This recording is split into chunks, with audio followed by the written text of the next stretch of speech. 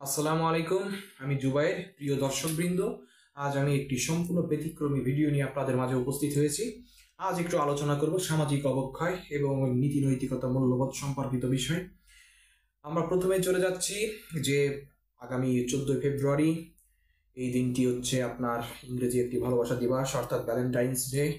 এই দিনে আমাদের অনেক উঠতি বয়সী তরুণ তরুণী বিশ্ববিদ্যালয় কিংবা কলেজ কিংবা স্কুলের অনেক ছেলেমেয়েরা যারা না বুঝেই অনেক কিছু করে ফেলে বয়সের তাড়নায়, তাদেরকে একটা মেসেজ দিতে চাই। আপনারা সব সময় নিজেদেরকে সংযত রাখুন।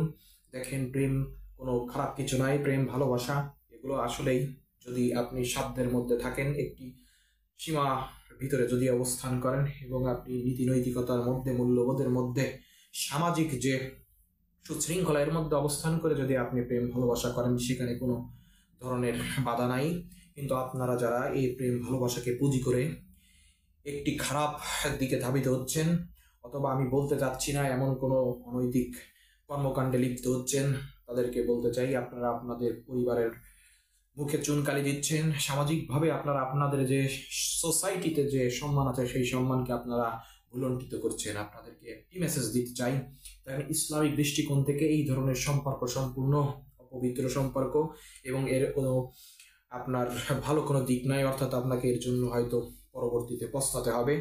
আর যারা এরকম সম্পর্কের মধ্যে আছেন, একটি লিগাল কমিটমেন্টের মধ্যে আছেন যে না, আমি আমার এই কাজটি করছি, প্রেম ভালোবাসা করছি, অদূর ভবিষ্যতে হয়তো আমি তাকে বিয়ে করব, আমরা একটা সুন্দর পারিবারিক সম্পর্কের মধ্য দিয়ে যাব, আমরা আমাদের বৈধ সম্পর্কের দিকে ধাবিত হব, বিবাহ করে আমরা আমাদের সংসারকে পরিচালনা করব, তাহলে বলবো ভাই আপনি সঠিক পথে আছেন, কিন্তু বিবাহ করে ফেলেন। এভাবে না থেকে সুন্দর একটা বিবাহ করে আপনারা সংসার জীবনে চলে যান, এটাই আপনার জন্য খুবই ভালো হবে। কোনোভাবে আবেগের তাড়নায় বিবেককে বিবর্জিত করে আপনি আপনার কোনো অনৈতিক কর্মকাণ্ডে আপনারা পা দিয়ে আপনারা সামাজিকভাবে সমাজের কাছে কুলসিত হবেন না, এই প্রত্যাশা রাখি।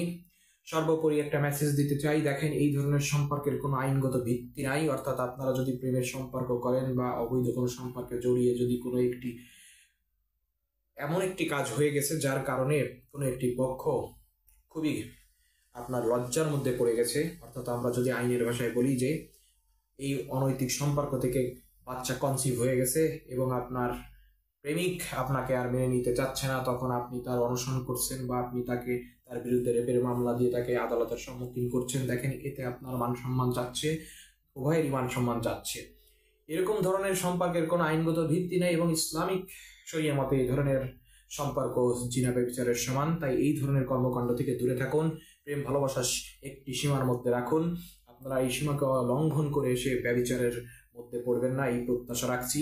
সবাইকে আবারও ভ্যালেন্টাইন্স ডের একটা শুভেচ্ছা জানাচ্ছি। ভালো থাকুন, সুস্থ থাকুন। আল্লাহ হাফেজ।